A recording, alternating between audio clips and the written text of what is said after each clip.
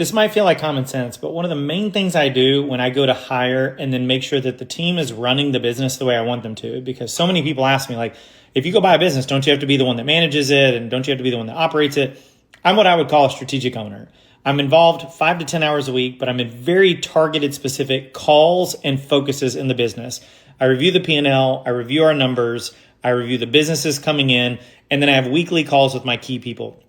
But more importantly, my long-term strategy is to make sure that the way my team is incentivized, and that means bonuses, compensation, commission, potentially even ownership in the business, aligns with goals I want them to achieve. It's really common sense. If we think about this, behavior goes where motivation flows.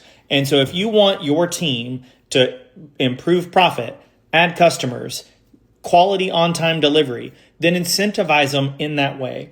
So for me, the way I structure my bonuses for my leadership team is everyone minus the CEO has quarterly and annual goals. Quarterly tasks are 3 to 4 goals that they come up with that the CEO and I approve every quarter. They have to achieve those in a weighted fashion to get their bonus. So if they've got 3 goals and they only get 2 of them, then they get 2/3 of their bonus. If they get all 3 of them, then they get 100% of their bonus. Pretty simple, right?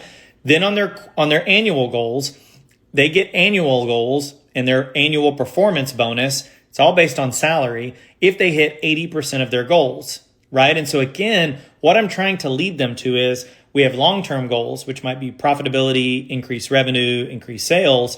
But ultimately, what are we doing each quarter that drives those? That could be task-based. That could be hiring people, putting in new processes, putting in new systems, acquiring new machine and getting it up and running. All of these things could be specific tasks that I want them to achieve that get us to our long-term goals. This is how you take a business that could be hands-on owner-operator of 40, 50, 60 hours into a lot less with the right people doing the right things.